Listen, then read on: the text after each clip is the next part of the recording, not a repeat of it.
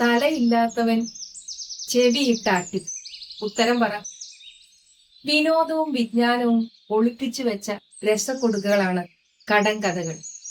ചിരിക്കാനും ചിന്തിപ്പിക്കാനും ഓർമ്മയിൽ സൂക്ഷിച്ചു വെക്കാനും ഏറെ പറ്റിയവ.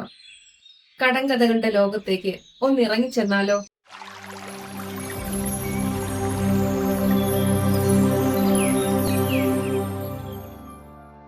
ഈ മൊബൈലും ടിവിയും കമ്പ്യൂട്ടറും ഒന്നുമില്ലാത്ത കാലം ഒന്ന് ആലോചിച്ച് നോക്കിയേ. അത്ര ആലോചിക്കാനൊന്നുമില്ല. നമ്മുടെ കുട്ടിക്കാലത്ത് ഇതൊന്നും ഉണ്ടായിരുന്നില്ലല്ലോ. അത് അന്ധകാലം. ഇപ്പോഴിതൊക്കെ ആളുകൾ സർവ്വസാധാരണമായിട്ട് ഉപയോഗിച്ചിട്ട് ഇനി ഇല്ലാതായാൽ എന്തായിരിക്കും അവസ്ഥ? പഴയ കാലം വരണം, പിന്നോട്ട് നടക്കണം.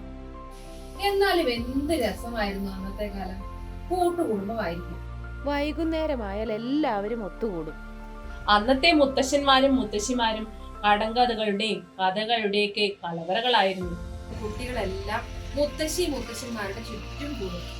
കടങ്കഥകളും പഴഞ്ചൊല്ലുകളും ഒക്കെ പറഞ്ഞ് രസിക്കും. പണ്ടൊക്കെ കൂട്ടുകാർ കൂടി എത്ര കടങ്കഥകളാണ് നമ്മൾ പറഞ്ഞിട്ടുള്ളത്. അന്ന് നമ്മൾ പറഞ്ഞു കളിക്കാറുള്ള കടങ്കഥകൾ ഓർമ്മയുണ്ടോ? കുറച്ച് ചോദിച്ചേ, ഞാനൊന്ന് ഓർത്തെടുക്കട്ടെ. കറിക്ക് മുമ്പൻ ഇലയ്ക്ക് പിമ്പൻ. അത് കുട്ടികളും പറയും. കറിവേപ്പില തന്നെ. ഓ, അറിയാല്ലേ. കിലുകിലുക്കം കിക്കിലിക്കും ഉത്തരത്തി ചത്തിരിക്കും.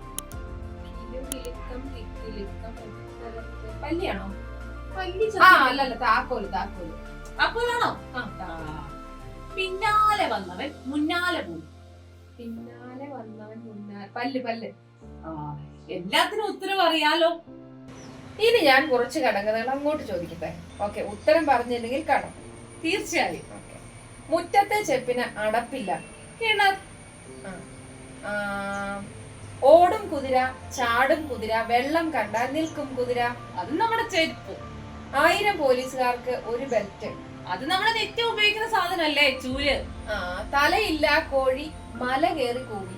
തലയില്ലാത്ത കോഴി മല കയറി കൂടി. എന്തായിരിക്കും അത്? തോക്കാണോ?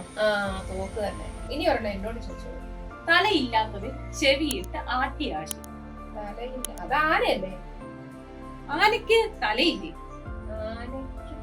തലയില്ലാത്തവൻ ചെവിയിട്ടാട്ടി. ആനയ്ക്ക് തലയുണ്ട്. എന്താണ്? എനിക്ക് ഓർമ്മ വരുന്നില്ല. ഉത്തരം പറഞ്ഞോളൂ, ഞാൻ കടം കുടിച്ചു. കടമുണ്ട്. ഉത്തരം പറ. ഉത്തരം പറഞ്ഞോളൂ. ഉത്തരം പറ. എനിക്ക് ഉത്തരം അറിയില്ല, ഞാൻ കടം കുടിച്ചു. ടീച്ചർ ഉത്തരം പറഞ്ഞു. ഉത്തരം പറ. ഉത്തരം പറയാണോ? നെല്ലളക്കുന്ന പറ അല്ലേ? ഞാൻ ഇത് ആദ്യം കേൾക്കുന്നതാണല്ലോ. കുട്ടികളോട് ചോദിക്കണം. നമുക്ക് കടങ്കഥ പറഞ്ഞു കളിക്കാം. കളിക്കാം. ഞാൻ ഉത്തരം പറഞ്ഞില്ലെങ്കിൽ എനിക്ക് കടം, നീ ഉത്തരം പറഞ്ഞില്ലെങ്കിൽ നിനക്ക് കടം.